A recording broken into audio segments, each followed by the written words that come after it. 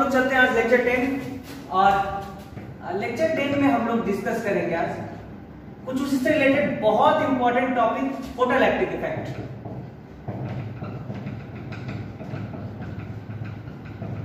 है ना, photoelectric effect.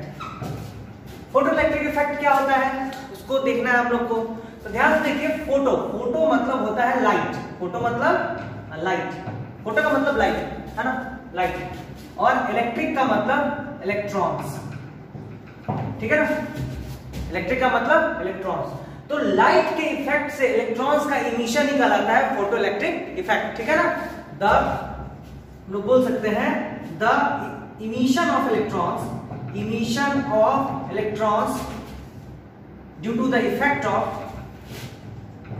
due to the effect of light is termed as photoelectric effect।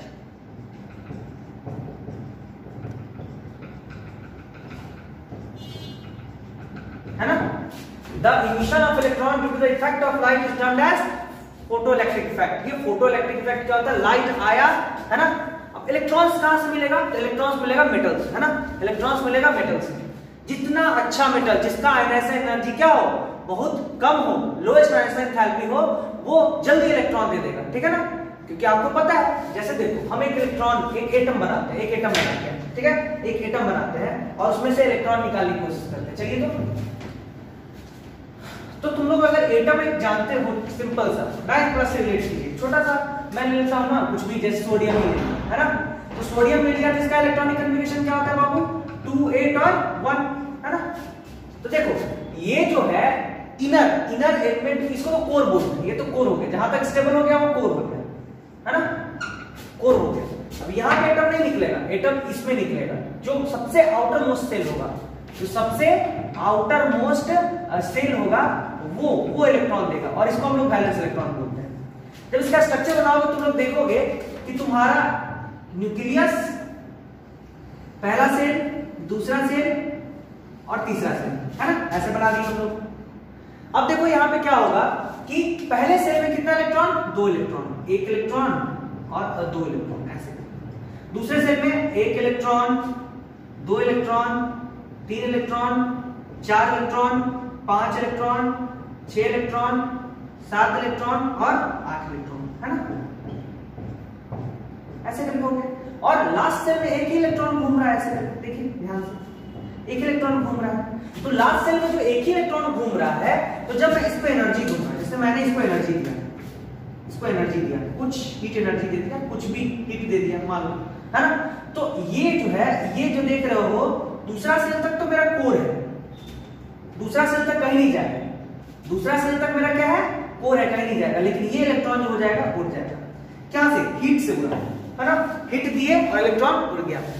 तो heat से मेरे को मतलब नहीं है, हीट भी तो एक तरह का एनर्जी है ना, वैसे ही लाइट भी एक तरह का क्या है, एनर्जी है। अभी हम लोग पढ़े थे पिछले लेक्चर में प्लैंक्स क्वांटम थ्योरी, है ना, हम लोग जब लेक्चर 6 जब स्टार्ट किए थे, है ना, सॉरी 7 जब स्टार्ट किए थे इलेक्ट्रोमैग्नेटिक वेव्स, उसमें देखिए प्रॉपर्टीज ऑफ वेव में मैंने आपको प्लैंक्स क्वांटम थ्योरी पढ़ाया, उसमें बताया गया है कि लाइट भी क्या है, एक तरह का एनर्जी है ना, रेडिएंट एनर्जी, रेडिएशन एक तरह का एनर्जी होता है। तो बेसिकली हम लोग को लाइट जैसे हीट से एनर्जी डाले और इलेक्ट्रॉन निकल गया, है ना, वैसे ही लाइट डालने पे इलेक्ट्रॉन्स निकल जाता है मेटल से।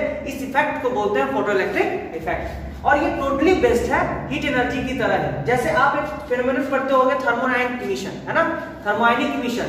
तो थर्मोडायनामिक इमिशन में क्या होता था, हीट डालते थे, है ना, हीट जब देते हैं तो क्या होता है, इलेक्ट्रॉन्स इमिट करता है, कैथोड से एनोड की तरफ क्या करता है, इमिट करता है, ठीक है ना। तो उसको हम लोग थर्मोडायनामिक इमिशन बोलते थे, ठीक है ना।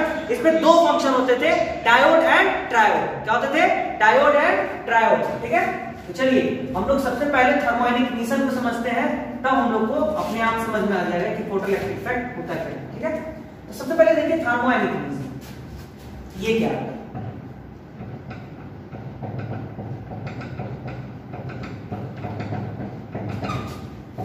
थर्मोडायनामिक इमिशन, ठीक है, थर्मोडायनामिक इमिशन। तो थर्मोडायनामिक इमिशन में क्या होता था कि बेसिकली कोई भी आपका, जैसे मान लो ये कैथोड है ना, कैथोड, ये कोई कैथोड है,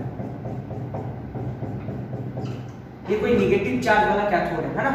अब इस कैथोड है और यहाँ पे हम क्या किए, खूब सारा हीट दे दिए, ये कॉइल है जो हीट प्रोवाइड कर रहा है इसको, हीट दे रहा है। तो जैसे ही हीट देते थे तो कैथोड के पास बहुत सारा इलेक्ट्रॉन इमिट करना शुरू हो गया, ठीक है ना, इलेक्ट्रॉन इमिट करना इसमें शुरू हो गया। और जब इलेक्ट्रॉन इमिट करना शुरू हो गया तो ध्यान दीजिए, जैसे ही इलेक्ट्रॉन इमिट करना शुरू हो गया तो देखिएगा इधर रहता है एनोड, इधर क्या रहता है एनोड,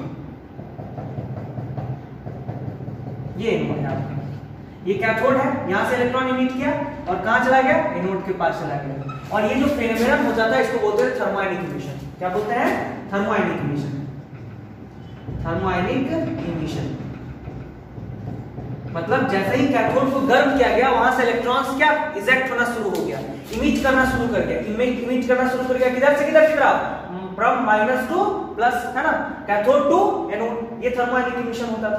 तो थर्मोआयनिक इमिशन में क्या हुआ, हीट एनर्जी की हेल्प से, ठीक है ना, electrons get emitted from cathode to anode on heating, है ना, हीटिंग इफेक्ट की वजह से हुआ। तो देखो हीट है इसलिए थर्मल एनर्जी लगा, तो इसको बोलते हैं थर्मो और आयनिक और इमिशन। आयनिक का मतलब क्या हुआ, थर्मो आयनिक का मतलब ये आयनाइज हो गया, ये जो मेटल था कैथोड था वो क्या हो गया, आयनाइज हो गया। आयनाइज किसके कारण हो गया, हीट के कारण। तो इस फेनोमेनन को हम लोग थर्मोआयनिक इमिशन बोलते थे, है ना। ये दो होता है इसमें, थर्मोआयनिक इमिशन दो तरह का होता है। एक होता है एक डायोड भी थर्मोआयनिक इमिशन के प्रिंसिपल पे काम करता है, और दूसरा आपका ट्रायोड, है ना। ट्रायोड भी जो है आपका थर्मोआयनिक इमिशन के प्रिंसिपल पे ही काम करता है। तो सबसे पहले हम लोग देखते हैं डायोड, ठीक है ना। ये दोनों जो है डायोड या ट्रायोड जो भी है दोनों, है ना, works on the principle of thermionic emission. Thermionic emission इसके प्रिंसिपल पे ही काम करता है, ठीक है ना। Thermionic emission, diode, triode works on the principle of thermionic emission. तो चलिए इसको देखते हैं हम उस तरह से। अब सबसे पहले डायोड को देखते हैं, डायोड में क्या होता है, फिर ट्रायोड को देखेंगे, ठीक है। तो चलिए अब देखते हैं डायोड। डायोड में दो होता है, डायोड में दो इलेक्ट्रोड्स होते हैं। डायोड इसलिए नाम पड़ा, डाई मतलब दो और ओड मतलब इलेक्ट्रॉन्स। दो इलेक्ट्रॉन्स होते हैं, जैसे कैथोड और एनोड, दो ही होते हैं उसमें, है ना, दो ही होते हैं, कैथोड और एनोड। तो सबसे पहले हम लोग देखते हैं डायोड। पहला देखते हैं डायोड, है ना, डायोड। और इसमें जो है, इसमें टू इलेक्ट्रॉन्स होते हैं, टू इलेक्ट्रॉन्स कौन कौन होते हैं, तो एक होता है कैथोड नेगेटिव टर्मिनल वाला, और दूसरा होता है एनोड पॉजिटिव टर्मिनल, है ना। एक होता है कैथोड और दूसरा होता है एनोड, वो होता है पॉजिटिव टर्मिनल वाला, ठीक है।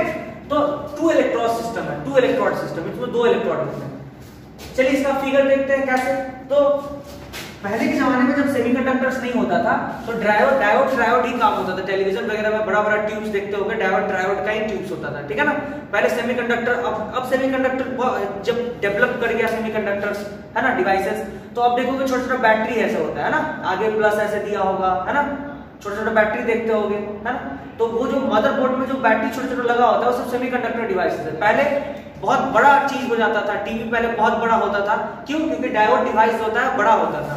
तो ये कुछ ग्लास ट्यूब जैसा होता है, ग्लास ट्यूब जैसा, है ना, ये बड़ा सा ग्लास ट्यूब जैसा है। लेबोरेटरी वगैरह जाओगे तो देखोगे तुम लोग, ये ग्लास ट्यूब जैसा होता है। इसमें दो एंड होते हैं, बेसिकली दो एंड होते हैं, ऐसा तो बहुत सेटअप होता है इसका, लेकिन ये फंक्शनिंग के बेस हम लोग on the basis of functioning इसका दो एक एंड होता है। एक पहला होता है प्लस, है ना, और दूसरा होता है माइनस। मतलब एक जो होता है आपका वो होता है, ये कैथोड है आपका, और ये जो प्लस वाला आप तुम देख रहे हो ये क्या है तुम्हारा एनोड, ये तुम्हारा एनोड, है ना। तो एक कैथोड है और एक क्या है, एनोड है, ठीक है ना। बीच में ग्रिड होता है इसमें, लेकिन ग्रिड पे कोई चार्ज नहीं होता है। एक ग्रिड होता है जाल टाइप का, है ना, लेयर होता है कैसे बीच से, उसमें कोई चार्ज नहीं होता है ना। और यहाँ पे हम क्या किए, कैथोड पे हीट करना शुरू कर दिए इसको, है ना, कैथोड पे हीट करना शुरू कर दिए इसको। और जैसे ही कैथोड पे हीट करोगे तो होगा क्या, देखो, जैसे ही तुम हीट करोगे तो कैथोड थर्मोआयनिक इमिशन होगा ना, कैथोड यहाँ से इलेक्ट्रॉन निकलना शुरू होगा, ऐसे करके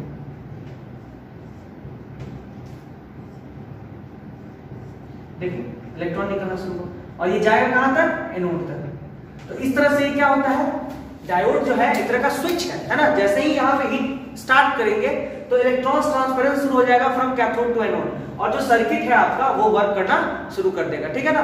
तो ये बेसिकली क्या है, ये डायोड का फंक्शनिंग है। इसमें क्या होते हैं, एनोड होते हैं, कैथोड होते हैं, और यहाँ पे प्रिंसिपल देखो क्या है, प्रिंसिपल आपका बेसिकली ये थर्मोआयनिक इमिशन भी है, थर्मोआयनिक इमिशन है, थर्मोआयनिक इमिशन, थर्मोआयनिक इमिशन, ठीक है। चलिए नेक्स्ट देखते हैं। इस तरह से ट्रायोड होता है। ट्रायोड में क्या होता है, देखो ध्यान से थोड़ा सा, ट्रायोड में 3 इलेक्ट्रोड्स होते हैं, 3 इलेक्ट्रॉन। ट्राई मतलब 3, ओड्स मतलब इलेक्ट्रॉन्स, 3 इलेक्ट्रॉन्स। और देखिए दूसरा है मेरा ट्रायोड, है ना, ट्रायोड। और ट्रायोड्स में होते हैं 3 इलेक्ट्रॉन्स, 3 इलेक्ट्रॉन्स। ट्रायोड्स में होते हैं 3 इलेक्ट्रॉन्स, 3 इलेक्ट्रॉन्स। अब देखिए ध्यान से, ट्रायोड्स में होते हैं 3 इलेक्ट्रॉन्स। तो उसको कैसे हम लोग देख सकते हैं, ध्यान से उसको देखिए थोड़ा सा। तो हम लोग क्या करेंगे, एक ट्यूब बनाते हैं, इसमें 3 इलेक्ट्रॉन्स है, कौन कौन से हैं पहले वो देखिए। एक है कैथोड, है ना, दूसरा है एनोड, जो है डायोड में सब है, लेकिन तीसरा है ग्रिड, ग्रिड। इसको और एडवांस करेंगे, है ना। कैथोड के बारे में आपको पता है, कैथोड निगेटिव होता है, कोई दिक्कत नहीं।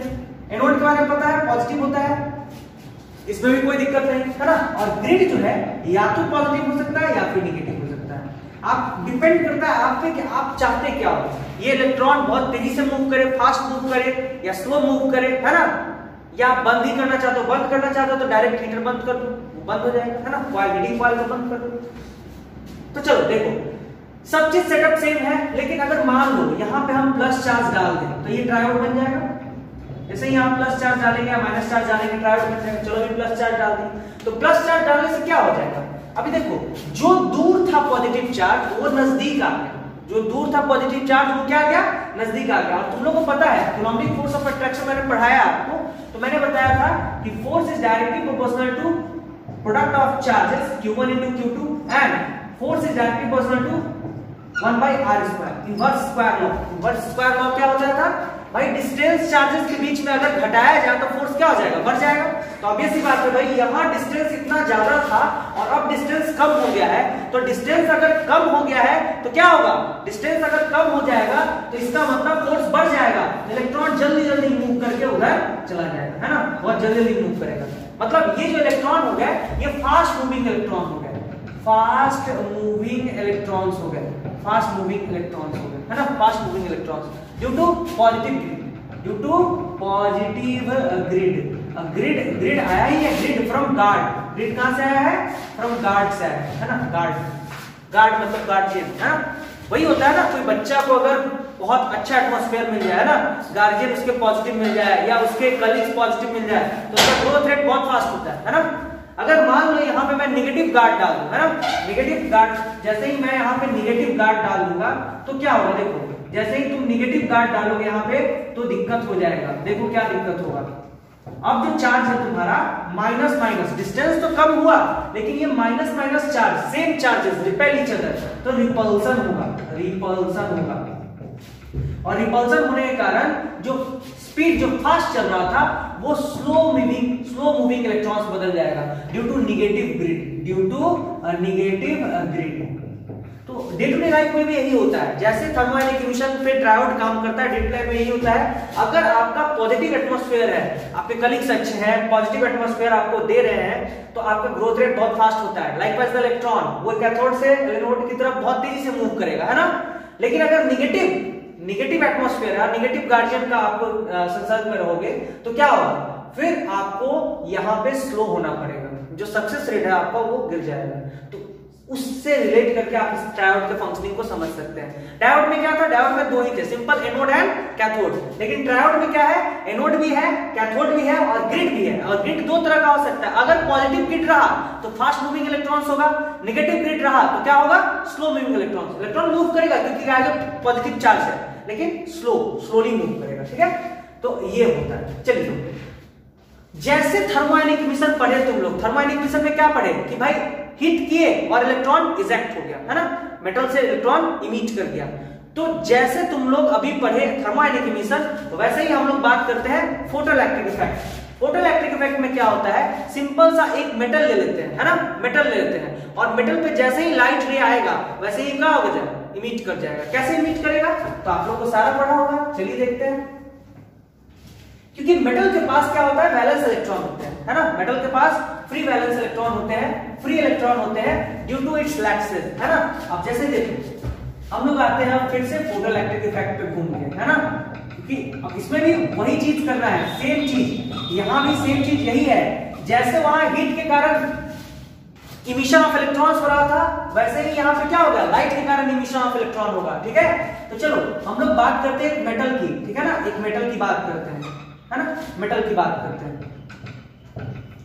मेटल की बात करते हैं, सबके बारे में देखेंगे। मेटल, कोई मेटल ले सकते हो, जैसे अगर मान लो सोडियम लिए, तो सोडियम के पास एक फ्री इलेक्ट्रॉन होता है, स्टेबलाइज करेगा तो एक फ्री इलेक्ट्रॉन होगा, है ना। तो अगर इसका लैटिस बनाओगे तो यहाँ पे एक एक इलेक्ट्रॉन तुमको दिखेगा। उसे मैग्नीशियम ले लो, ये मेटल है, तो Mg++ और 2 इलेक्ट्रॉन फ्री होता है इसके पास, है ना। वैसे एल्युमिनियम ले लोगे तो क्या होगा, Al3+ और 3 इलेक्ट्रॉन फ्री होता है ना। तो ये सब अगर देखोगे तो ये फ्री इलेक्ट्रॉन क्या है, फ्री इलेक्ट्रॉन है, और फ्री इलेक्ट्रॉन्स घूम रहा है मेटल के अंदर, फ्री इलेक्ट्रॉन, बहुत सारा इलेक्ट्रॉन्स है, फ्री इलेक्ट्रॉन्स, है ना, फ्री इलेक्ट्रॉन्स घूम रहा है। अब देखो कोई भी सोर्स लेते हैं, अब सोर्स बहुत तरह का हो सकता है ना, सोर्स जरूरी नहीं कि सन ही हो आपका, सोर्स आपका लाइट भी हो सकता है, 100 वाट का बल्ब भी हो सकता है सोर्स, है ना। अब वहां से लाइट रे चला, ऐसे करके आया लाइट रे, और लाइट पैकेट्स में आता है, आपको तो पता ही है ना, फोटॉन्स मैंने पढ़ा दिया आपको, है ना। और एनर्जी कितना होता है, एक फोटॉन का एनर्जी होता है hν, है ना, या फिर एनर्जी इक्वल टू होता है hc/λ, ये तो आप लोग देख चुके हो, है ना।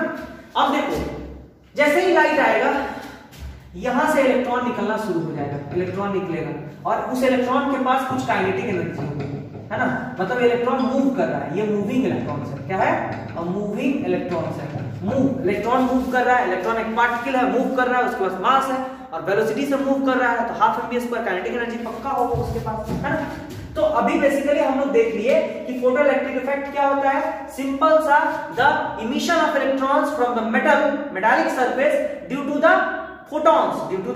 photons of light is known as photoelectric effect। तो इस डिफिनेशन को दिमाग में रखना है, या फिर इस डिफिनेशन को रखना भी नहीं है, आप खुद से समझ सकते हो कि आप क्या बोल रहे हो, है ना, आपको समझ में आ रहा है ना, तो पिक्चर से समझ में आ ही रहा होगा। तो हम लोग बोल सकते हैं the emission of electrons from metallic surface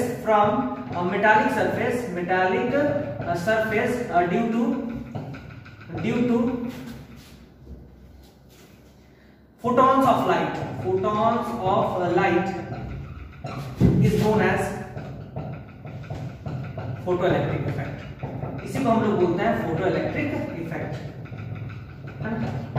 तो the emission of electrons from metallic surface due to photons of light is known as photoelectric effect. ये आपका फोटोइलेक्ट्रिक इफेक्ट हो गया, ठीक है। अब सबसे पहले बात करते हैं सोर्स की। सोर्स क्या है, ठीक है ना। सबसे पहले बात करते हैं सोर्स की। दूसरी बात करेंगे मेटल कैसा होना चाहिए मेरा। सबसे पहले बात किसकी करेंगे, सोर्स की बात करेंगे। उसके बाद बात करेंगे मेटल कैसा होना चाहिए मेरा, है ना। उसके बाद और भी इस बात को पढ़ाएंगे हम लोग। सबसे पहले किसने ट्राई किया, क्या क्या हुआ, है ना, इन सब चीजों को हम लोग बारी बारी से देखेंगे, ठीक है। तो सबसे पहले स्टार्ट करते हैं हम लोग सोर्स। सबसे पहले सोर्स से स्टार्ट करते हैं, है ना। सोर्स, तो सोर्स आपका कैसा होना चाहिए, तो ध्यान से देखिए। सोर्स जो होना चाहिए मेरा वो कैसा होना चाहिए, जैसे सन, है ना।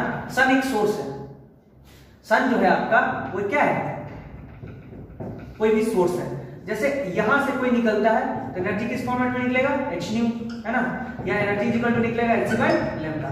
ये तो आप लोगों को पता है।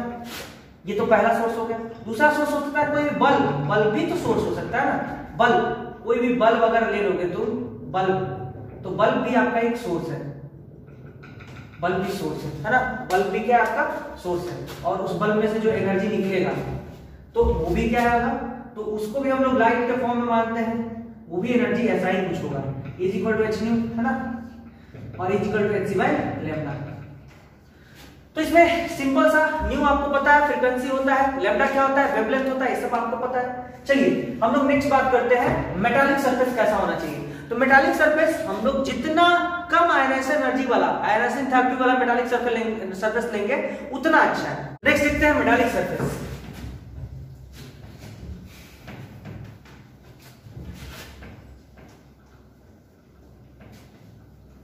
चलिए मेटालिक सरफेस दूसरा है मेरा मेटालिक सरफेस।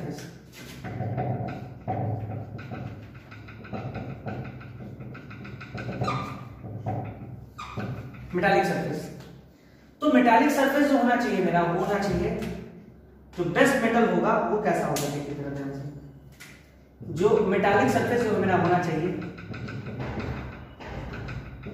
वो होना चाहिए लो आयनाइजेशन एंथैल्पी का, लो आयनाइजेशन एंथैल्पी का होना चाहिए। मतलब रिक्वायर्स लेस एनर्जी, जिसको कम एनर्जी देने पे भी तुरंत इलेक्ट्रॉन इजेक्ट कर देते, रिक्वायर्स लेस एनर्जी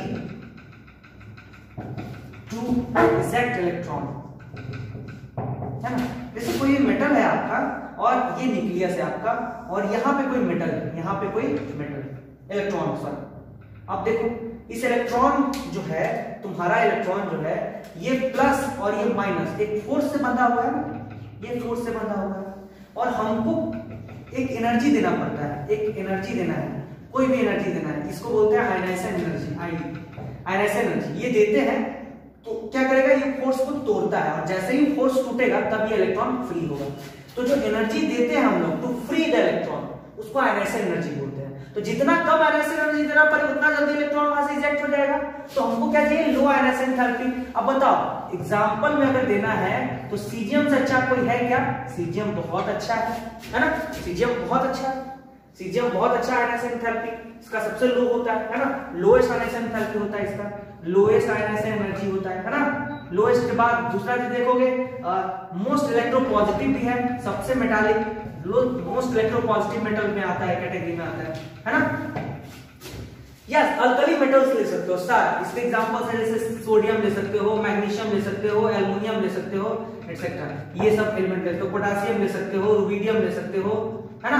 तो ये सब एलिमेंट जो है उनके आयनाइजेशन एनर्जी कम होते हैं, ये तुरंत आसानी से इलेक्ट्रॉन को क्या कर देगा, इजेक्ट कर देगा, फ्री कर देगा, ठीक है ना।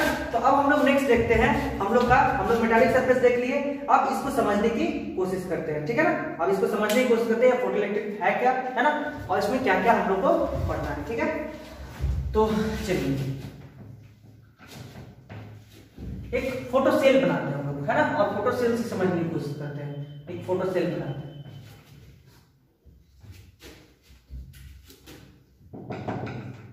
एक फोटो सेल एक डिवाइस है ना, सिंपल सा, देखिए जैसे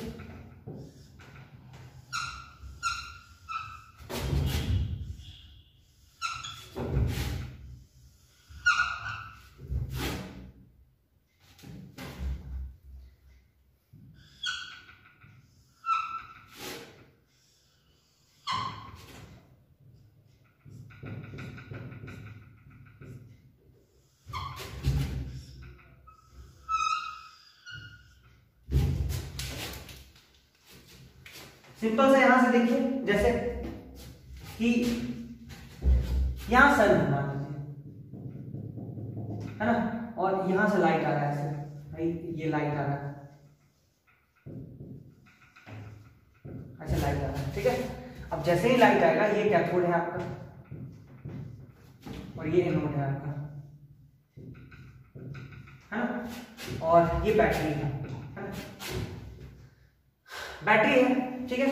तो करंट जा रहा है ऐसे, देखिए,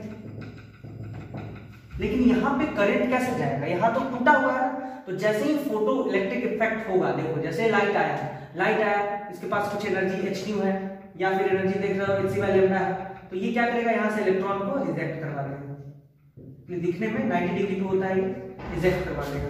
अब जब इलेक्ट्रॉन का इमिशन शुरू हो जाएगा तो अपने आप इसमें करंट आ जाएगा, है ना, और करंट क्या करेगा, मूव करना शुरू करेगा, देखो इधर से करंट मूव कर रहा है आपका, है ना, ये करंट मूव कर रहा है, ये बैटरी में कुछ भी, ठीक है।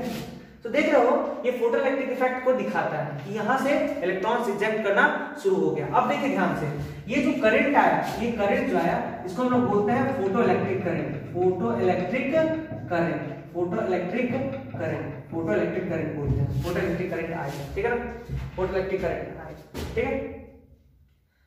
दूसरा चीज देखिए, ये फेनोमेनन है when light of suitable frequency, when light of suitable frequency nu और suitable wavelength lambda is incident on the metallic plate, ये metallic plate पे जब इंसिडेंट होता है तो इलेक्ट्रॉन निकला वहां से, और इलेक्ट्रॉन निकला तो ये कंप्लीट क्या हो गया, सर्किट हो गया, सर्किट कंप्लीट हो गया आपका।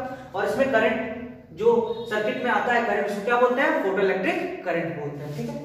अब चलिए एक और कांसेप्ट होता है स्टॉपिंग पोटेंशियल। ये स्टॉपिंग पोटेंशियल क्या है, cut off potential, negative potential बोलते हैं बहुत लोग, है ना, तो उसको देख लेते हैं थोड़ा सा। स्टॉपिंग पोटेंशियल क्या है, स्टॉपिंग पोटेंशियल,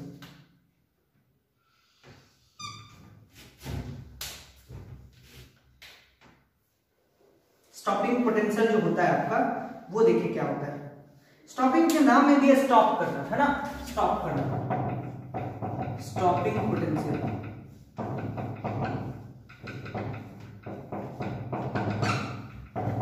स्टॉपिंग पोटेंशियल है ना। अब उसके नाम में ही है स्टॉप करना। स्टॉप मतलब क्या हुआ, जैसे वो आपने सर्किट डायग्राम बनाया है ना, एक आपने वो फोटोसेल बनाया और उसमें एक सर्किट डायग्राम था, चलिए उसी को फिर से बनाते हैं और थोड़ा समझने की कोशिश करते हैं, ठीक है।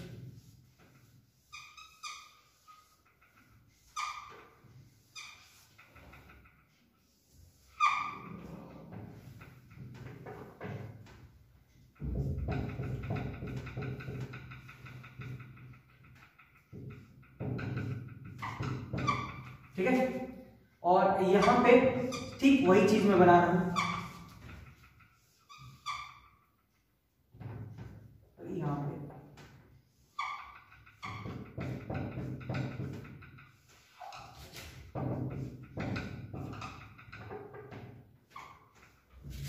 चलिए ये आपका कैथोड है और ये आपका क्या है, एनोड है, ये ऐसे चल रहा है।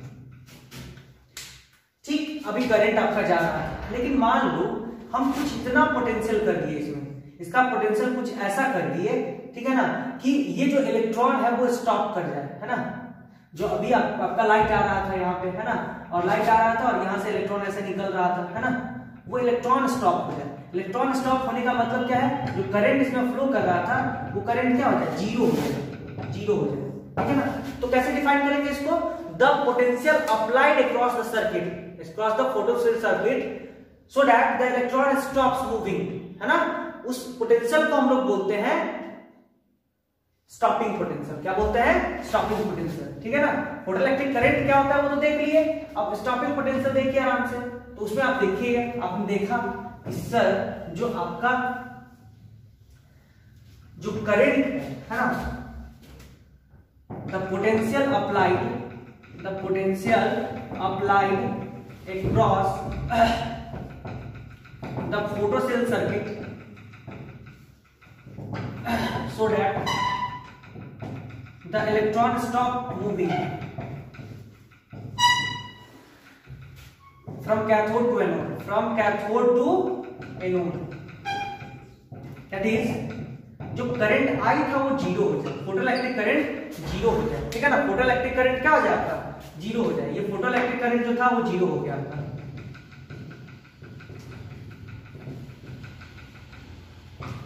फोटोइलेक्ट्रिक करंट जीरो हो जाए।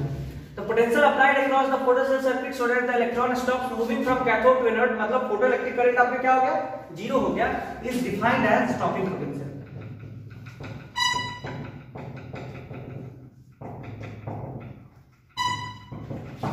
इसको स्टॉपिंग पोटेंशियल बोलते हैं। The potential applied across the photocell circuit so that the electron stop moving from cathode to anode, इसको क्या बोलते हैं, स्टॉपिंग पोटेंशियल बोलते हैं। बहुत लोग इसको स्टॉपिंग पोटेंशियल नहीं बोल के बोलते हैं कट ऑफ पोटेंशियल। क्या बोलते हैं, cut off potential, cut off potential. बहुत लोग इसको निगेटिव पोटेंशियल भी बोलते हैं, निगेटिव पोटेंशियल, निगेटिव पोटेंशियल भी बोलते हैं, है ना, निगेटिव पोटेंशियल, ठीक है। अब देखो, अब आप लोग को पता है, हम पहले आपको पढ़ाए थे काइनेटिक एनर्जी, ये सब इंपॉर्टेंट है, याद रखिएगा, ये सारा का सारा जो मैं बता रहा हूँ सारा इंपॉर्टेंट, हर जगह से क्वेश्चन है ना। चलिए, तो आपको मैंने काइनेटिक एनर्जी बताया था, kinetic energy of moving electrons, ये निकाला और सिलेक्ट करना। तो आपको पता है काइनेटिक एनर्जी जो होता है वो होता है charge into potential, charge into potential, ये होता है। मतलब अगर काइनेटिक एनर्जी निकालना हो तो हम लोग लिखते हैं Q, चार्ज इनटू वोल्टेज, है ना। लेकिन जब इलेक्ट्रॉन्स की बात आएगी तो चार्ज कितना हो जाएगा, E इंटू V नॉट, है ना, E इंटू V नॉट। कहां से कहां क्या, ये है आपका charge of electron, charge of electron, और ये क्या है, स्टॉपिंग पोटेंशियल, स्टॉपिंग पोटेंशियल। तो यहां से काइनेटिक एनर्जी हम लोग ला सकते हो, काइनेटिक एनर्जी ला सकते हो किसका, मूविंग इलेक्ट्रॉन्स का, किसका, मूविंग इलेक्ट्रॉन्स का। ठीक है, अब देखिए नेक्स्ट, अगला, ये तो kinetic energy of moving electrons की बात हो रही है ना। तो जो पोटेंशियल है, जो पोटेंशियल है ना, वहां पे करंट क्या रहता है, जीरो। स्टॉपिंग पोटेंशियल पे करंट क्या रहता है, जीरो रहता है, ये बात याद रखने लायक। स्टॉपिंग पोटेंशियल पर करंट क्या रहता है, जीरो रहता है, ये बात यहाँ पे नोटिस करने लायक। अब देखिए थोड़ा सा सुटेबल फ्रीक्वेंसी का मतलब क्या, सुटेबल फ्रीक्वेंसी का मतलब क्या होता है ना। जैसे मैंने बोला कि सुटेबल फ्रीक्वेंसी का लाइट आएगा, क्योंकि हर लाइट पे नहीं होगा, ऐसा कोई नहीं है कि सिंपल सा कोई लाइट फेंक दिया और इलेक्ट्रॉन निकल गया, ऐसा कोई बात नहीं है। आपका लाइट जो होना चाहिए वो सुटेबल फ्रीक्वेंसी का होना चाहिए, है ना। जैसे देखो क्या फ्रीक्वेंसी की बात मैं कर रहा हूं, है ना, ये टॉपिक है, इसको बोलते हैं हम लोग थ्रेशोल्ड फ्रीक्वेंसी, थ्रेशोल्ड फ्रीक्वेंसी।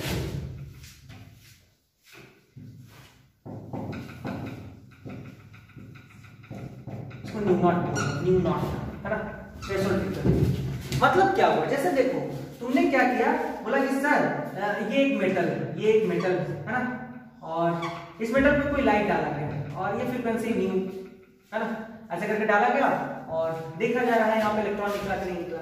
चलो अभी इलेक्ट्रॉन नहीं निकला है, हम लाइट अभी डाल ही रहे हैं, अभी लाइट हम डाल ही रहे हैं। तो हमने पहला फ्रीक्वेंसी डाला, और पहला फ्रीक्वेंसी डाला मैंने, मान लो कि मैंने डाला 20 into 10 to the power 15 hertz, ऐसा कुछ फ्रीक्वेंसी मैंने डाला, है ना। अब इलेक्ट्रॉन यहीं पे है, नहीं निकला इसके अंदर, नहीं निकला, है ना। फिर फ्रीक्वेंसी को थोड़ा सा बढ़ाया, फ्रीक्वेंसी को बढ़ा के मैंने 30 into 10 power 15 हर्ट्ज कर दिया, अभी भी नहीं निकला, नहीं निकला, है ना। फिर मैंने फ्रीक्वेंसी को और थोड़ा सा बढ़ाया और बोला 40 into 10 power 15 हर्ट्ज कर दूं, अभी नहीं निकला। मैंने थोड़ा सा और बढ़ा के इसको 50 into 10 power 15 हर्ट्ज किया। अब ये ना, अब थोड़ा सा हिलना शुरू हुआ है, यहाँ से देखो रेड कलर से देखो, अब ये थोड़ा सा यहाँ से ऐसे सरफेस पे आ गया है, अब ये मूवमेंट करना शुरू किया। तो ये जो फ्रीक्वेंसी होगा ना, जहां पे फर्स्ट मूवमेंट तुमने इलेक्ट्रॉन का देखा, इसको हम लोग बोलते हैं थ्रेशोल्ड फ्रीक्वेंसी, थ्रेशोल्ड फ्रीक्वेंसी। मतलब द मिनिमम फ्रीक्वेंसी, ये मिनिमम फ्रीक्वेंसी है, मतलब इसमें से इलेक्ट्रॉन निकालने के लिए 50 into 10 power 15 हर्ट्ज आपको मिनिमम फ्रीक्वेंसी देना ही होगा, तभी इलेक्ट्रॉन निकलेगा, अदरवाइज इलेक्ट्रॉन नहीं निकलेगा। ठीक है ना। अब देखो मैंने और थोड़ा सा बढ़ा दिया, मैं यहाँ पे μ5 कर देता हूँ, और जैसे ही मैंने μ5 किया तो ये हो गया 16 into 10 power 15 हर्ट्ज। तो इसमें भी निकलेगा, इस पर और तेजी से निकलेगा, फ्रीक्वेंसी और बढ़ाते जाओगे तो और तेजी से निकलेगा। लेकिन ये मिनिमम फ्रीक्वेंसी क्या है, ये मिनिमम फ्रीक्वेंसी है ना, ये मिनिमम फ्रीक्वेंसी है। थ्रेशोल्ड फ्रीक्वेंसी को डिफाइन कैसे करोगे, the minimum frequency required to eject और emit electron from the metal is known as threshold frequency. उसको क्या बोलते हैं हम लोग, थ्रेशोल्ड फ्रीक्वेंसी होता है ना। चलिए इसका डेफिनेशन देते हैं हम लोग, ये सब बोर्ड का भी छोटा छोटा हम लोग देखते हैं, है ना। फिर इसमें क्वेश्चंस भी देखेंगे बहुत सारे, तो अगले लेक्चर में क्वेश्चंस देखेंगे। द मिनिमम फ्रीक्वेंसी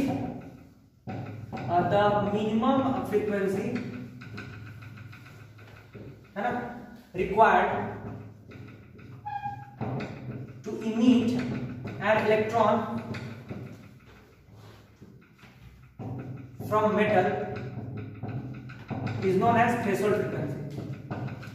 उसी को बोलते हैं थ्रेशोल्ड फ्रीक्वेंसी, उसी को बोलते हैं हम लोग थ्रेशोल्ड फ्रीक्वेंसी, न्यू नॉट बोलते हैं, है ना। मिनिमम फ्रीक्वेंसी चाहिए, है ना।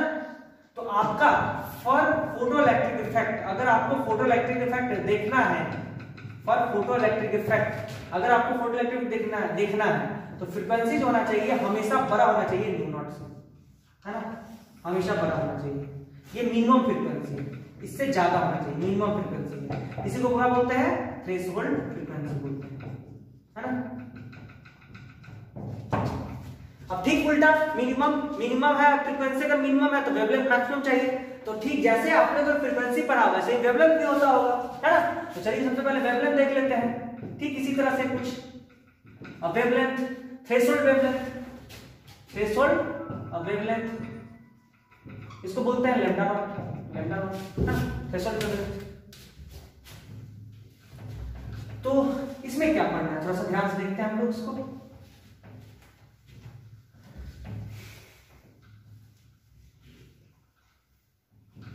थ्रेशोल्ड वेवलेंथ थोड़ा सा देख लेते हैं ध्यान से।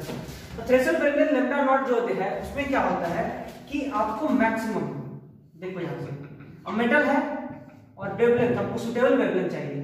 तो जैसे मान लो ये इलेक्ट्रॉन लैम्डा 1 डाले, कुछ भी, जैसे मान लीजिए x × 10⁻⁻y मीटर डाले, कुछ भी, है ना, कुछ भी ऐसे वैल्यू डालेंगे, या 20 × 10⁻⁷ मीटर डालेंगे, है ना।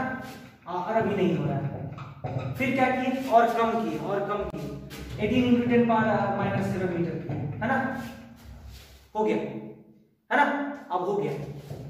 और ज्यादा करके देखते हैं, 30 × 10⁻⁷ मीटर किए, नहीं हुआ, है ना। और ज्यादा करके देखते हैं, 40 × 10⁻⁷ मीटर किए, अभी भी नहीं हुआ।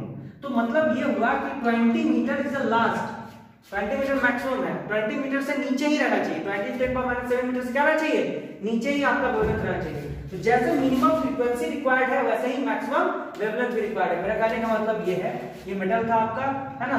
तो the maximum wavelength required, the maximum wavelength required for photoelectric effect, for photoelectric effect is known as threshold wavelength, threshold wavelength, इसको threshold wavelength बोलते हैं, threshold wavelength लैम्डा नॉट, है ना। मतलब आपका जो लैम्डा होना चाहिए वो हमेशा कम होना चाहिए लैम्डा नॉट से, फॉर फोटोइलेक्ट्रिक इफेक्ट, है ना। थ्रेशोल्ड वेवलेंथ से हमेशा आपका वेवलेंथ जो होना चाहिए लाइट का, वो क्या होना चाहिए, कम होना चाहिए, अगर फोटोइलेक्ट्रिक इफेक्ट देखना है तो। अदरवाइज तो आप लोगों ने देखा threshold frequency, threshold wavelength, stopping potential, photoelectric current क्या होता है, ये चार टर्म आपने देख लिया, ठीक है ना। सबसे पहले फोटोइलेक्ट्रिक इफेक्ट को समझाने आए। अभी तो ये तो पता चल गया कि लाइट आया, है ना, स्ट्राइक किया मेटल सरफेस पे और वहां से इलेक्ट्रॉन मूव कर गया, भाग गया वहां से, है ना। तो ये फोटोइलेक्ट्रिक इफेक्ट है। भाई कुछ इक्वेशंस भी तो चाहिए, इक्वेशंस चाहिए ना आपको सॉल्व करने के लिए उसके क्वेश्चंस को। तो सबसे पहले साइंटिस्ट है लेनार्ड एंड हर्ट्ज, दो साइंटिस्ट, लेनार्ड एंड हर्ट्ज, दो साइंटिस्ट ने इस पे कुछ लॉ दिए, है ना, कुछ लॉज दिए और कुछ बनाने की कोशिश की वो लोग। देखिए वो क्या क्या है। तो सबसे पहले हम लोग देखते हैं लेनार्ड एंड हर्ट्ज ग्राफ, और लेनार्ड एंड हर्ट्ज का ग्राफ क्या देखेंगे, सबसे पहले उनका लॉ देखते हैं, first law and second law क्या बोलता है ये लॉ, उसको देखेंगे। तो सबसे पहले डिफाइन करने की कोशिश किसने किया, तो लेनार्ड एंड हर्ट्ज ने फोटोइलेक्ट्रिक इफेक्ट को डिफाइन करने की कोशिश की, लेकिन वो सक्सेसफुल नहीं रहे। थोड़ा सा उनका इक्वेशन जो था किसी कांस्टेंट पे आके लटक गया, ठीक है। वो देखिए, हम लोग कहानी देखते हैं थोड़ा सा इसको, है ना। तो सबसे पहले हम लोग देखते हैं Lenard and Hertz first law for photoelectric effect.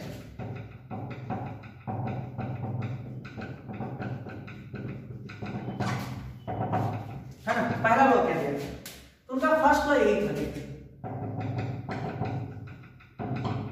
First law उन्होंने यही बोला कि आपका मेटल है, कोई आपका मेटल है, ये कोई मेटल है आपका, है ना, कोई मेटल, और यहां पे कुछ फ्रीक्वेंसी से तुमने डाला, है ना, और n इलेक्ट्रॉन्स मान लो निकल गए, n इलेक्ट्रॉन्स निकल गए, मान लो यहां से n क्या है यहाँ पे, number of electrons emitted,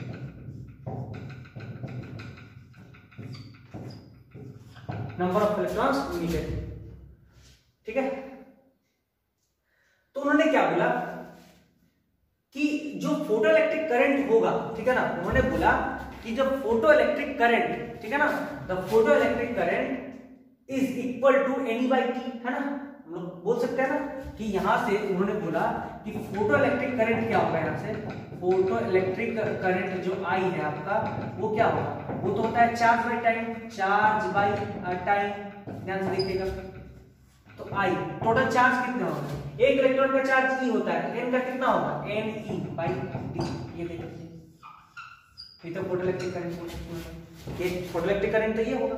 and photo electric current जो है is directly proportional to the intensity of light, है ना। हमने बोला the photo electric current produced is directly proportional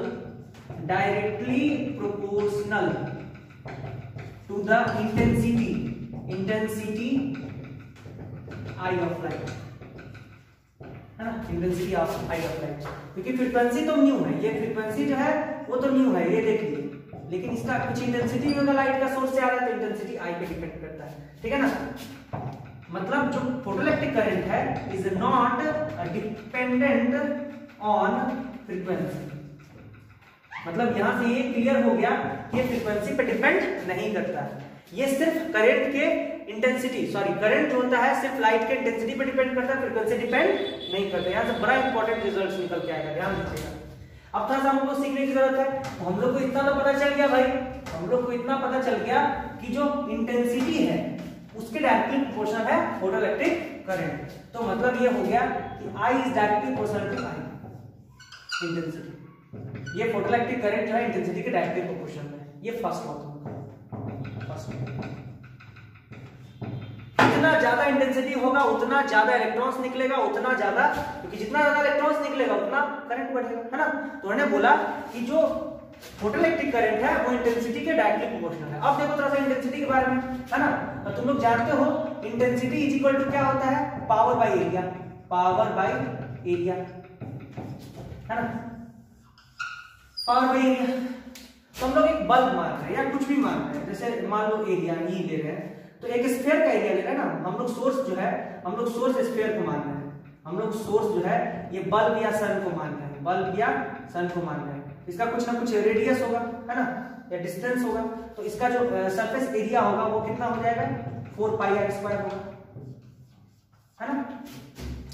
power आप लोग जानते हो एनर्जी बाई टाइम, है ना। तो पावर को P मान लेते हैं, एरिया अपने वजह 4 पाई स्क्वायर लिख देते हैं, इंटेंसिटी तो क्या हो जाएगा देखिए तो थोड़ा ध्यान से। जब तुम लोग ध्यान से देखोगे तुम लोग को बहुत चीज पता चलेगा यहां से, और वो क्या है देखो, यहां से पता चलेगा कि इंटेंसिटी जो है I वो हो गया power by 4 pi r square. और तुम लोग को अभी देखे I directly proportional to I था, करंट इंटेंसिटी के डायरेक्टली प्रोपोर्शनल में था, तो करंट जो हो जाएगा वो भी डायरेक्टली प्रोपोर्शनल हो जाएगा P divided by 4 pi R। ऐसा होगा।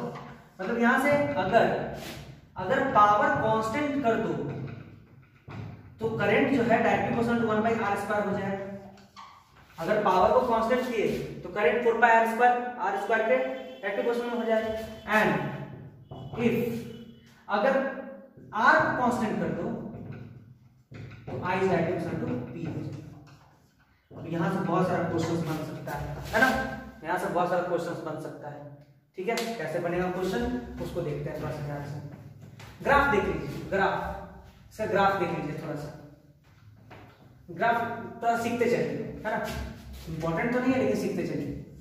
अब मान लीजिए करंट है और ये R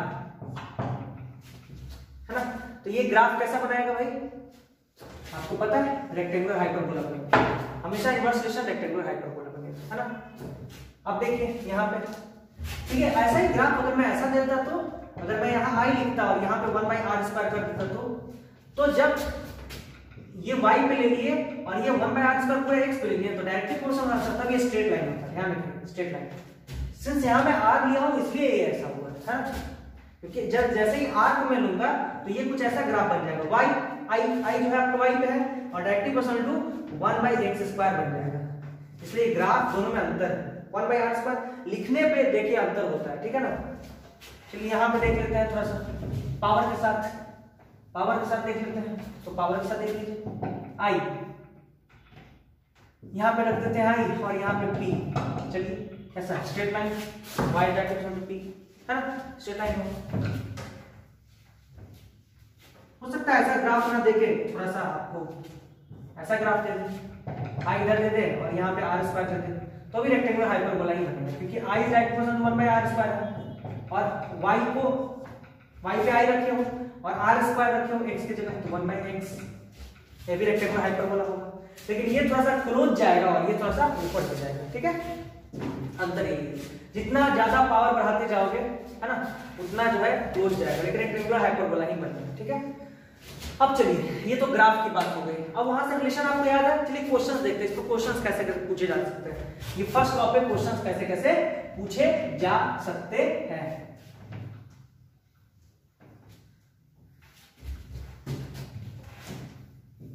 तो चलिए क्वेश्चंस कुछ ऐसा लगता है, जैसे मान लीजिए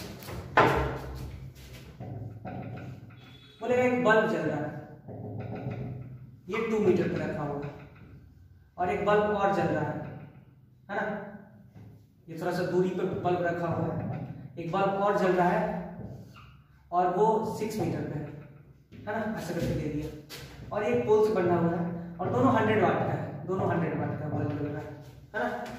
जब ये 2 मीटर पे जल रहा था तो ये 18 मिली एम्पियर इसका करंट था, है ना। अब इसका करंट कितना होगा, चलो इसको I1 मान लेते हैं और इसको I2 मान लेते हैं। अभी पढ़े हो करंट जब पावर कांस्टेंट है तो I is direct proportional to P by 4 pi r square होता है ना। R1 आपका कितना हो गया 2 मीटर और R2 कितना हो गया 6 मीटर, तो I is direct proportional 1 by r square, और यहां से अगर हम रेशियो में निकाले तो I1 by I2 कितना होगा, I1 जो हो जाएगा नीचे चला जाएगा R1 स्क्वायर और I2 जो ऊपर चला जाएगा R2 स्क्वायर, है ना, ऐसा कुछ। तो I1 आपका कितना हो गया देखो भाई, तो I1 आपका 18 मिली एम्पियर था, I2 निकालना है ना। R2 दिया हुआ है 6 का स्क्वायर डिवाइडेड बाय R1 दिया हुआ है 2 का स्क्वायर, है ना। तो यहां से सॉल्व कीजिएगा तो देखिए कितना आएगा, I2 जब निकालेगा यहां से तो 18 into 4 divided by 36 9 2 milliampere आएगा, ये पूछा हुआ क्वेश्चन, मतलब ये 2 मिली एम्पियर आएगा। तो ये सब क्वेश्चन कैसे बना याद समझ में आ रहा है। चलिए नेक्स्ट आगे देखते हैं, कुछ क्वेश्चन ऐसे ही पूछ सकते हैं आपसे, कसम खा के थोड़ी ना बैठा हुआ है। जैसे मान लो ये बोलता है 2 ही मीटर पे है और यहाँ भी 2 ही मीटर पे है ना, ऐसे बना हुआ है, ये बल्ब है और यहाँ भी बल्ब है ना 2 मीटर पे। ये बोल रहा है 50 वाट का है और ये 100 वाट का है ना। इसका करंट दिया हुआ है 9 मिली एम्पियर, इसका करंट क्या होगा, इस तरह से R1 2 R2 2 दोनों सेम, तो R से कोई मतलब नहीं है आपका, अब current directly proportional to P हो जाएगा क्योंकि R तो कांस्टेंट हो गया। तो I1 by I2 कितना हो जाएगा आपका P1 by P2। I1 दिया हुआ है कितना 9, I2 निकालना है ना। P1 कितना दिया हुआ है 50, P2 कितना दिया हुआ है 100, देखिए ये क्या हो जाएगा 1 by 2, तो I2 कितना हो जाएगा आपका 9 into 2 that is 18 milliampere. चलिए ये क्वेश्चन पूछ सकते हैं या हो सकता है दोनों वैरी करें, वही ना, जैसे यही 50 वाट रहता और यही 100 वाट रहता, तो यहाँ पे आपको दोनों को लेके चलना होगा। अब यही क्वेश्चन सेम रहता, बताओ यही क्वेश्चन सेम रहता तो आपका कैलकुलेशन तो चेंज होता ना, कैलकुलेशन तो आपका चेंज हो जाता। अभी यहाँ पे आप क्या करते हैं, अभी यहाँ पे आप क्या करते कि ध्यान से देखिए, अभी आप क्या करते हैं यहाँ पे आप बोलते सर I1 by I2 जो हो जाएगा वो हो जाएगा P1 by R1 स्क्वायर, ये तो I1 का हो गया, और इनटू I2 का P2 और ऊपर चला जाएगा R2 स्क्वायर, होगा ऐसा। तो I1 दिया हुआ है 18, I2 निकालना है, P1 कितना 50 डिवाइडेड बाय R1 स्क्वायर कितना हो जाएगा 4 और P2 कितना यहाँ पे 100 और R2 स्क्वायर कितना हो जाएगा R2 स्क्वायर 36, ये कट गया 9 टाइम्स, ये 2 टाइम्स, है ना। तो I2 कितना हो जाएगा बाबू, I2 जो हो जाएगा आपका वो हो जाएगा 18 into 2 डिवाइडेड बाय 9, ये कट गया, ये 4 मिली एम्पियर है, सब 4 मिली एम्पियर है। तो देखो चेंज कर सकता है, हाँ? तो ये क्वेश्चन है फर्स्ट लॉ पे, फर्स्ट लॉ के बेसिस पे यही क्वेश्चन होता है।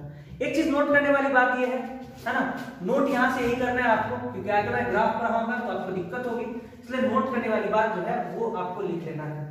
नोट करने वाली बात क्या है,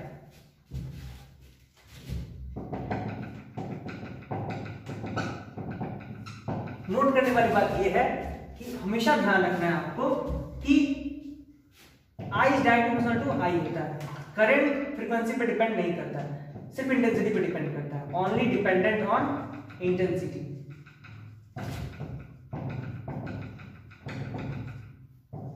not depends on frequency, frequency पे डिपेंड नहीं करता है। तीसरा चीज, जब भी फोटोइलेक्ट्रिक करंट रहेगा वहां पे स्टॉपिंग पोटेंशियल कांस्टेंट रहेगा, म्यू नॉट। जो स्टॉपिंग पोटेंशियल है वो कांस्टेंट रहेगा। इसको हम लोग ग्राफ से देखने की कोशिश करेंगे। स्टॉपिंग पोटेंशियल कांस्टेंट रहेगा, ठीक है ना। जब करंट चेंज करेगा, इंटेंसिटी चेंज करेगा, तो स्टॉपिंग पोटेंशियल क्या रहेगा? कांस्टेंट रहेगा। ये याद रखिएगा हमेशा, ठीक है ना। इसको हम लोग फिर से देखेंगे, ठीक है। हाँ, अब चलिए दूसरा क्या करेंगे, दूसरा देखते हैं। दूसरा है ना, दूसरा वही चीज तुमको दिख रहा था कि एक तो करंट बन रहा है और दूसरा क्या बन रहा है भाई, और दूसरा जो बन रहा है वो काइनेटिक एनर्जी, इलेक्ट्रॉन मोशन कर रहा है ना। इलेक्ट्रॉन जब मोशन कर रहा है, दूसरा इन्होंने देखा कि आपका जो है, इनका अगला लॉ है ना, वो आपका जो है कि जब आप मेटल लिए हुए है ना, ये मेटल लिए हुए है ना, और यहाँ पे लाइट आया, ये लाइट आया है ना, और लाइट आया तो यहाँ से इलेक्ट्रॉन निकलना शुरू हो गया। ये भी आपने देखा, ये लाइट आया, इलेक्ट्रॉन निकलना शुरू हो गया। तो लाइट आया, इलेक्ट्रॉन निकलना शुरू हो गया, तो इलेक्ट्रॉन के पास कुछ मास है, इसके पास काइनेटिक एनर्जी भी तो होगा, kinetic energy of moving electrons भी तो होगा, है ना। और काइनेटिक एनर्जी जो है ना, is equal to E V naught लिख सकते हैं हम लोग। Half M V square equal to क्या होता है? E V naught. ऐसा तो लिख सकते हैं। ग्राफ अगर बनाना है तो ग्राफ बना लीजिए। इधर अगर काइनेटिक एनर्जी में कर दूं, इधर वी नॉट कर दूं, तो देखो दोनों डायरेक्ट रिलेशन में है, कैसा स्ट्रेट लाइन ग्राफ आएगा ना। यहाँ पे देखो V square directly proportional to V naught है ना। तो यहाँ से अगर करो, ये वी स्क्वायर कर दो और ये वी नॉट कर दो, तो कैसे बताया था ना, जब स्क्वायर और ये जब वाई स्क्वायर है और ये एक्स है, तो जो वन रहता है उधर की तरफ झुकता है, ऐसा हो जाएगा, ठीक है ना। पाराबोलिक ये सब पढ़ा हुआ है आपका। तो ये तो आपने देख लिया, इन्होंने काइनेटिक एनर्जी की बात की। तो ध्यान रखिएगा, जो काइनेटिक एनर्जी ऑफ इलेक्ट्रॉन है depends on the frequency of light. Kinetic energy जो मूविंग इलेक्ट्रॉन का है, करंट नहीं डिपेंड करता है, करंट इंटेंसिटी पे डिपेंड करता है, वहां पे स्टॉपिंग पोटेंशियल कांस्टेंट रहता है। लेकिन जो काइनेटिक एनर्जी है वो किस पे डिपेंड करता है? स्टॉपिंग पोटेंशियल चेंज करेगा वहां पे, और फ्रीक्वेंसी ऑफ लाइट पे डिपेंड करता है। किस पे डिपेंड करता है? फ्रीक्वेंसी ऑफ लाइट पे डिपेंड करता है, ठीक है। तो उन्होंने बोला कि kinetic energy of moving electrons depend on the frequency of light, frequency of light. Kinetic energy of moving electrons depend on the frequency of light, frequency of light पे डिपेंड करता है, ठीक है ना। फ्रीक्वेंसी ऑफ लाइट पे depend करता है, मतलब वो फ्रीक्वेंसी जो है वो क्या होता है। तो फ्रीक्वेंसी मतलब क्या होता है, जैसे आपने देखा कि हम लोग विबग्योर पढ़े थे, विबग्योर है ना। तो विबग्योर पढ़े थे, तो ये वायलेट था और ये क्या था? रेड, रेड कलर हम लोग देखे थे, रेड कलर था, ये वायलेट कलर था। तो बताइए सबसे ज्यादा फ्रीक्वेंसी वेवलेंथ किसका होता है? रेड का। और सबसे ज्यादा फ्रीक्वेंसी किसका होता है? वायलेट का, है ना। तो बेसिकली वो कहना ही चाहते थे कि वो कलर पे डिपेंड करता है। जैसे ये मेटल है ना, ये मेटल है, और यहाँ पे तुम अगर वायलेट कलर डालोगे, वायलेट कलर डालेंगे, यहाँ से डालेंगे, तो फ्रीक्वेंसी ज्यादा है इसका, फ्रीक्वेंसी ज्यादा है तो मोशन क्या होगा? ज्यादा होगा। यहाँ से फास्ट इलेक्ट्रॉन्स निकलेगा, फास्ट इलेक्ट्रॉन निकलेगा। लेकिन अगर यही मेटल रहे और यहाँ पे रेड कलर डाला जाए, रेड कलर जिसका फ्रीक्वेंसी कम है, तो यहाँ से स्लो इलेक्ट्रॉन निकलेगा, स्लो इलेक्ट्रॉन। मतलब इसका काइनेटिक एनर्जी हाई रहेगा और इसका काइनेटिक एनर्जी लो रहेगा। तो फ्रीक्वेंसी से फर्क पड़ता है क्या? तो काइनेटिक एनर्जी ऑफ इलेक्ट्रॉन को फ्रीक्वेंसी से फर्क पड़ता है। और यहाँ पे वोल्टेज पे भी डिपेंड करेगा। किस पे डिपेंड करेगा? वोल्टेज पे भी डिपेंड करेगा। यहाँ पे वोल्टेज कांस्टेंट नहीं रहेगा, ठीक है ना। ड्यूरिंग दिस प्रोसेस जब देखिएगा तो यहाँ पे करंट जीरो रहता है, करंट क्या रहेगा? जीरो रहेगा, करंट चेंज नहीं करेगा, ठीक है ना। इंटेंसिटी यहाँ पे कांस्टेंट हो जाएगा। इसको ग्राफ से समझने की कोशिश करते हैं, ग्राफ से समझने की कोशिश करते हैं। फर्स्ट एंड सेकंड लॉ को हम लोग ग्राफ से समझने की कोशिश करते हैं, ठीक है। तो चलिए देखते हैं, थोड़ा सा समझते हैं ग्राफ से इसको।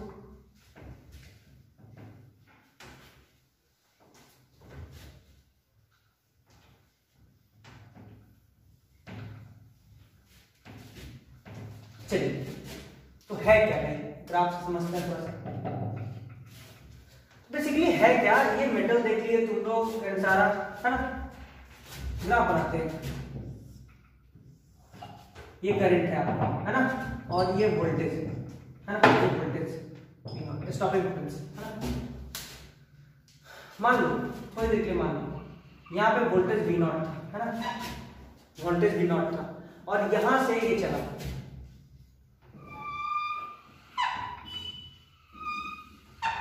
ऐसे, तो देखो ये है, यहां पे जब वोल्टेज कांस्टेंट हो गया, देख रहे हो, ये करंट मान लो I है, और यहां से ये करंट क्या है 2I है।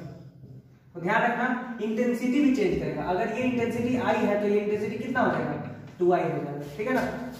यहाँ पे करंट चेंज कर रहा है, क्यों चेंज कर रहा है, क्योंकि वो V0 क्या है कांस्टेंट है, और करंट 2 गुना हो गया तो यहाँ पे I, तो ये क्या हो जाएगा 2I हो जाएगा, होगा ना। मतलब अगर यहाँ पे मान लो इसको I1 मान रहे हो और इसको I2 मान रहे हो, तो I2 by I1 कितना हो जाएगा, और वो हो जाएगा 2/1, ये ध्यान रखिएगा। और देखिए एक से नहीं समझ में आएगा, बहुत सारा ग्राफ हम लोग देखेंगे तब समझ में आएगा कि हम बताना क्या चाह रहे हैं, है ना।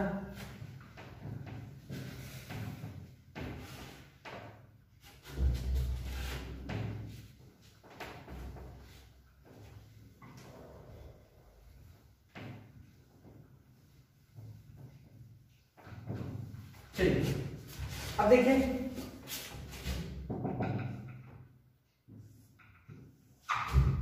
ये करंट है और ये वोल्टेज, मान लो वोल्टेज V0 1 था और ये वोल्टेज V0 2 है ना। वोल्टेज चेंज कर गया, वोल्टेज चेंज कर गया तो क्या हो गया, फ्रीक्वेंसी, करंट जो हो जाएगा, वोल्टेज जब चेंज कर गया तो करंट क्या हो जाएगा, कांस्टेंट हो जाएगा, करंट क्या हो जाएगा, कांस्टेंट, है ना, करंट कांस्टेंट हो जाएगा। यहाँ पे V0 कांस्टेंट था तो इंटेंसिटी की बात हुई, और यहाँ पे V0 अलग अलग हो गया तो करंट कांस्टेंट हो जाएगा। मतलब ये दोनों एक ही पाथ से जाएंगे, दोनों को एक ही पाथ से जाना है। देखो यहाँ पे करंट का वैल्यू एक ही है, ये कांस्टेंट है, करंट जो है वो क्या हो गया, कांस्टेंट हो गया। मतलब अगर इसका इंटेंसिटी I1 है, इसका I2 है ना, तो ध्यान रखिएगा I1 by I2 कितना हो जाएगा, 1 हो जाएगा, चेंज नहीं करेगा। तो ध्यान रखिएगा जब भी वोल्टेज सेम रहेगा तो इंटेंसिटी चेंज करेगा, है ना, लेकिन वोल्टेज जब डिफरेंट होगा तो इंटेंसिटी क्या रहेगा, सेम रहेगा, करंट चेंज नहीं करेगा, ठीक है ना। इसमें करंट चेंज करेगा, इसमें करंट चेंज नहीं करेगा। ये तो इंटेंसिटी की बात हो गई। अब क्या करते हैं, थोड़ा सा फ्रीक्वेंसी पे देख लेते हैं, है ना, फ्रीक्वेंसी पे बात कर लेते हैं हम लोग। चलिए ये करंट है आपका और ये V0,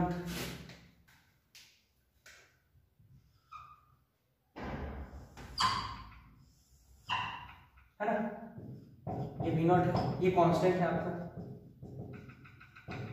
ये मान लो यहाँ से डिस्टेंस 1 है और यहाँ से यहाँ तक का डिस्टेंस 2 है ना, और ये I1 है आपका और ये I2 है। वैसे इंटेंसिटी ये I2 है और ये I1 है, तो बताओ I2 by I1 कितना हो जाएगा, वो तो अभी देखें, वो क्या हो जाएगा 2/1 हो जाएगा, चेंज करेगा, है ना।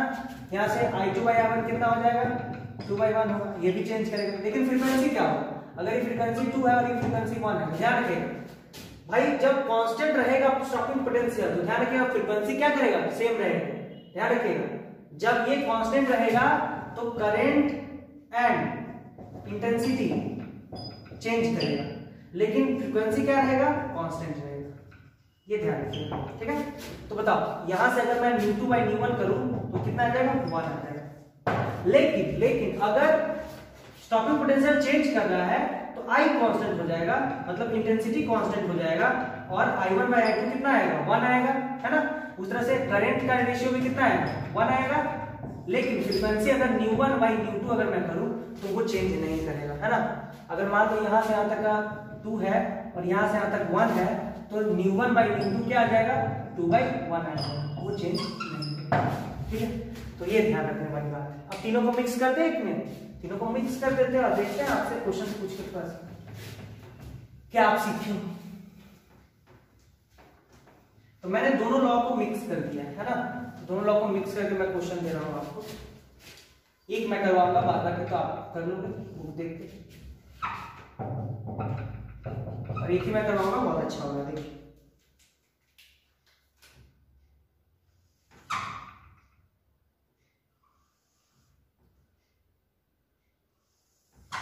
चलो ऐसा कर दिया मैंने कुछ, ठीक है। अब देखो ये V0 है, यहाँ से यहाँ तक का डिस्टेंस 1, और ये V0 2 है, ये 1 है, और यहाँ से 2 है ना, ये 2। अब देखो यहाँ पे क्या करने वाले हैं, यहाँ पे I1 कर देते हैं, I2 कर देते हैं और I3 कर देते हैं, ठीक है। अब मेरे को बताओ क्या होगा, ये डिस्टेंस है 1 और ये डिस्टेंस है 2, है ना। चलिए उस तरह से जैसे I1 I2 I3 किए वैसे ही न्यू1 न्यू2 और न्यू3 मैंने कर दिया है, वैसे ही इंटेंसिटी I1 I2 और मैंने I3 कर दिया, 3 पार्ट की, है ना। बताओ यहाँ से तो देख के लग रहा है कि बेसिकली जो होगा फ्रीक्वेंसी यहाँ पे कांस्टेंट है, तो फ्रीक्वेंसी क्या कर रहा है, चेंज। यहाँ पे ये कांस्टेंट है ना, इस दोनों के लिए देखो वोल्टेज क्या है, कांस्टेंट है, तो करंट क्या करेगा, चेंज करेगा, और करंट चेंज करके कितना हो जाएगा, यहाँ से देखोगे तो I3/I2 कितना हो जाएगा, 2/1 हो जाएगा। I3 और I2 इस पाथ पे तो 2/1। इंटेंसिटी में वैसे ही होगा, I3/I2 कितना हो जाएगा, 2/1। तो फ्रीक्वेंसी क्या रहेगा, सेम रहेगा, µ3/µ2 1 हो जाएगा, है ना। ये तो एक बात कही। अब यहाँ पे देखो इसमें जब चेंज कर रहा है, स्टॉपिंग पोटेंशियल चेंज कर रहा है, तो µ2/µ1 कितना होगा, देखिए तो µ2/µ1 कितना हो जाएगा भाई, तो µ2/µ1 हो जाएगा 2/1। यहाँ तो फ्रीक्वेंसी चेंज करेगा सिर्फ, और इंटेंसिटी क्या रहेगा, सेम रहेगा, मतलब I2/I1 1 हो जाएगा, है ना, और ये करंट का भी क्या हो जाएगा, 1 हो जाएगा। तो मेरे को चाहिए था तीनों का रेशियो चाहिए था, तो अब देखो ध्यान से I2 I1 बराबर है और I2 1 के बराबर है, तो देखो ध्यान से अगर मैं बराबर करूं, ठीक है ना, अगर मैं बराबर करूं इसको मल्टीप्लाई करोगे तो क्या है, I3/I2/I1 हो जाएगा, 2:1:1 हो जाएगा, ये देखिए ध्यान से, है ना। उस तरह से करंट का भी I3/I2/I1 जो हो जाएगा वो 2:1:1 हो जाएगा, है ना। उस तरह से फ्रीक्वेंसी का भी µ3/µ2/µ1 करोगे तो वो कितना हो जाएगा बाबू, वो हो जाएगा 1:2:1। आप पढ़ के देख लेना मैथमेटिक्स के थ्रू, ठीक है ना। तो मेरे को बताना यही था कि जब स्टॉपिंग पोटेंशियल कांस्टेंट रहता है तो करंट चेंज करेगा, इंटेंसिटी चेंज करेगा, लेकिन जब स्टॉपिंग पोटेंशियल डिफरेंट होगा तो करंट कांस्टेंट हो जाएगा, इंटेंसिटी कांस्टेंट हो जाएगा, फ्रीक्वेंसी क्या करेगा, चेंज करेगा। ये चीज हमको बताना है। तो यहाँ पे एक नोट भी बना सकते हैं आप इसको याद रखने के लिए, और भी ग्राफ का हम क्वेश्चन करेंगे जब क्वेश्चन सेक्शन में आएंगे, तो है ना। अभी मैंने बताया कि किस तरह से क्वेश्चन इसमें पूछ सकता है ना। चलिए नोट करना क्या है आपको, तो नोट यही करना है आप बाबू कि अगर जब भी ये कांस्टेंट रहे, एक ही वैल्यू है, ये कांस्टेंट रहे, तो ध्यान रखिएगा करंट एंड आई ये चेंज करेगा, इसका रेशियो ले सकते हो, लेकिन फ्रीक्वेंसी क्या रहेगा, कांस्टेंट रहेगा। ये तो पहला रिजल्ट है। और दूसरा रिजल्ट, जब भी स्टॉपिंग पोटेंशियल चेंज करेगा तो करंट एंड आई जो हो जाएगा वो कांस्टेंट हो जाएगा, और फ्रीक्वेंसी क्या करेगा, चेंज करेगा। ये बड़ा इंपॉर्टेंट रिजल्ट है ना, बहुत इंपॉर्टेंट रिजल्ट, ठीक है। अब चलिए हम लोग आगे चलते हैं। अब लेनार्ड एंड हल्स ने कैसे इसको कैसे समझाया चीजों को, है ना, तो उसका ग्राफ हम लोग देखते हैं, लेनार्ड एंड हल्स ग्राफ देखते हैं। इक्वेशन कैसे लाया, photoelectric equation of Lenard and Hulls, तो उन्होंने ग्राफ से बनाया था।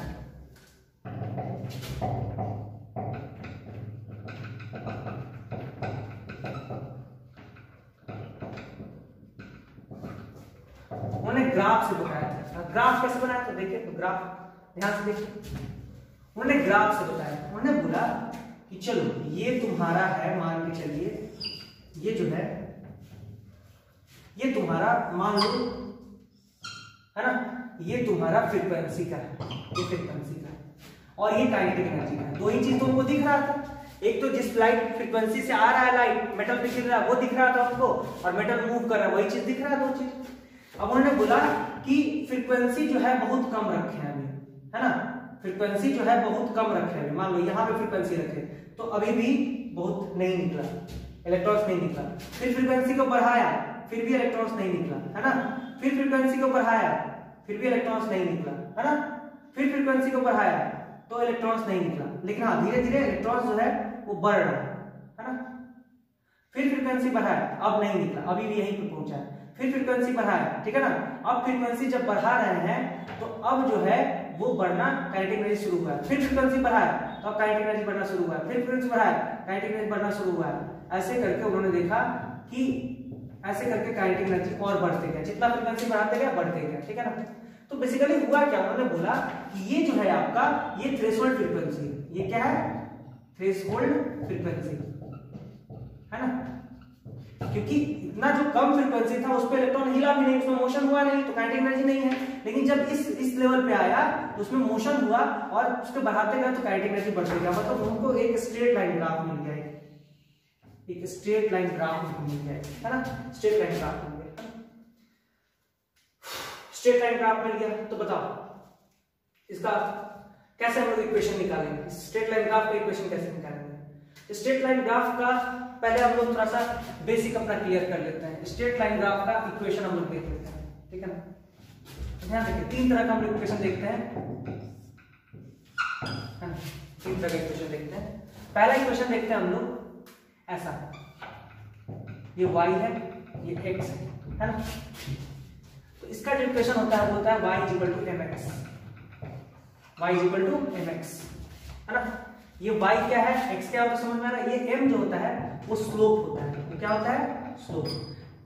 यहां से एंगल थीटा ले लो, theta x axis angle theta ले लो, तो स्लोप tan थीटा के बराबर होता है। या फिर y - x divided by x2 - x1, sorry, अब tan थीटा कितना के बराबर होता है वो भी देख लो थोड़ा सा, tan थीटा। चलो यहाँ पे एक एंगल बना लो, अब बहुत लोग बोलोगे सर डायरेक्ट आप कैसे करेंगे, एंगल बना लो।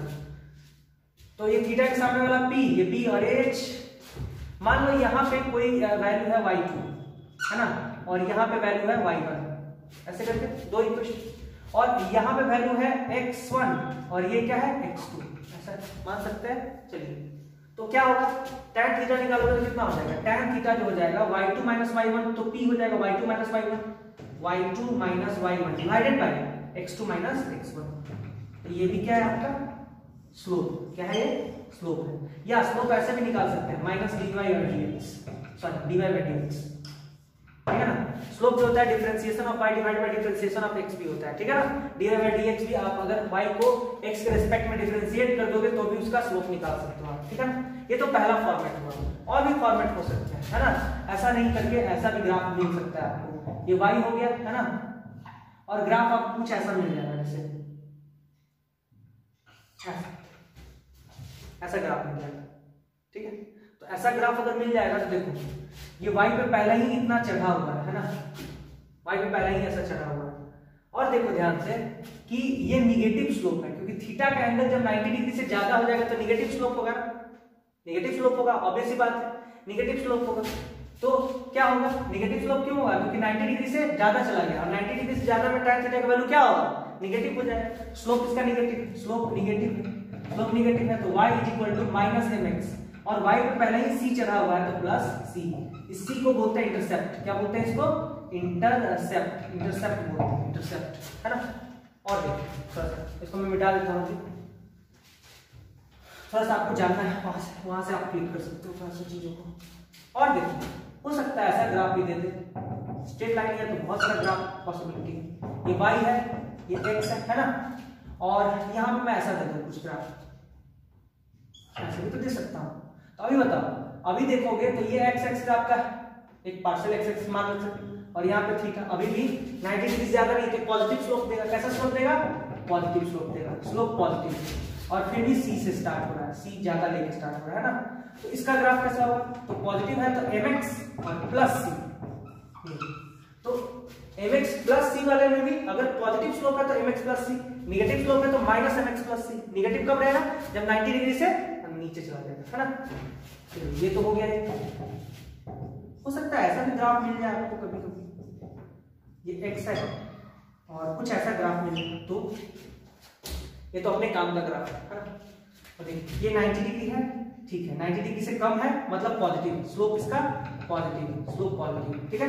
और स्लोप पॉजिटिव है, और ये जो है आपका, क्योंकि y इधर पॉजिटिव और इधर निगेटिव होता है -c, ये तो माइनस में, तो आपका जो स्लोप होगा वो तो mx है, ठीक है, लेकिन ये y पे -c, माइनस, ठीक है। ये समझ में आ रही बात। तो इस तरह का ग्राफ हो सकता है, ठीक है। तो मेरा जो ग्राफ है यही सेक्शन में, हम लोग देखे थे ना, हमारा जो ग्राफ है वो उसी सेक्शन में आता है। स्लोप इंटरसेप्ट फॉर्म बोलते हैं इसको, कोऑर्डिनेट ज्योमेट्री में पढ़ेगा डिटेल में। अभी मेरे को जितना काम था मैंने बता दिया। तो अभी आप क्या कीजिएगा, आपने देखा कि उन्होंने जो ग्राफ बनाया कुछ ऐसा है ना, कुछ ऐसा ग्राफ आया था, एक काइनेटिक एनर्जी था, फ्रीक्वेंसी था, और ग्राफ कुछ ऐसे आया था, और ये जो था इसको बोले थे थ्रेशोल्ड फ्रीक्वेंसी, ठीक है। ये कुछ थीटा है, कुछ भी थीटा हो सकता है। स्लोप इसका नहीं बता सकते अभी हम लोग, तो स्लोप को कुछ भी मान लेते हैं, और ये थीटा क्या है ऊपर मालूम रहता तो काम ही हो जाता है। स्लोप को हम मान लेते हैं ए मान लेते हैं, और इसको मान लेते हैं बी, ये डिस्टेंस को बी मान लेते हैं, जो इंटरसेप्ट है बी मान लेते हैं। देखो अभी तुम लोग लिखते हैं y mx, पॉजिटिव है तो mx और माइनस सी लिखते हैं, लेकिन अभी जो है वो क्या है, y पे क्या है तुम्हारा काइनेटिक एनर्जी है ना, इक्वल टू m के जगह क्या लिया हो a, x के जगह क्या लिया हो न्यू माइनस, और ये क्या लिया हो b, काइनेटिक एनर्जी। अब ये निकल गया, ये इक्वेशन है फोटोइलेक्ट्रिक इक्वेशन। अब देखो तुम्हारा फोटोइलेक्ट्रिक इक्वेशन जब आ गया तो तुम लोग देखो, यहां से ध्यान से देखो, जब ध्यान से देखोगे तो तुमको क्या पता चल रहा है, पता चल रहा है सर कि यहां पे A क्या है और B क्या है। ये A और B मिल जाए तब ना इनकम्प्लीट होगा मेरा इक्वेशन। तो यहां पे लेनार्ड एंड हर्ट्ज आके फेल हो गए, ठीक है ना। उन्होंने इक्वेशन बनाया kinetic energy equal to a nu minus b, अगर A भी मेरे पास आ जाए तो मेरा काम बन जाएगा, लेकिन ऐसा हुआ नहीं, ठीक है ना। तो अब यहीं तक रहने देते हैं, नेक्स्ट क्लास में देखेंगे लेनार्ड एंड हर्ट्ज के बाद कौन सा साइंटिस्ट है, आइंस्टाइन साहब आए थे, आपको सबको पता होगा। इन लोगों को नोबेल प्राइज नहीं मिला था इसके लिए, लेकिन आइंस्टाइन इसी के लिए नोबेल प्राइज लिए थे फोटोइलेक्ट्रिक इफेक्ट में, और कैसे उन्होंने उसको कैलकुलेट किया ए और बी को, उसको देखेंगे, तब जाके फोटोइलेक्ट्रिक इफेक्ट खत्म हो जाएगा। तो कल हम लोग क्वेश्चंस भी करेंगे कुछ अगले लेक्चर में, ठीक है। तो तब तक के लिए थैंक्स।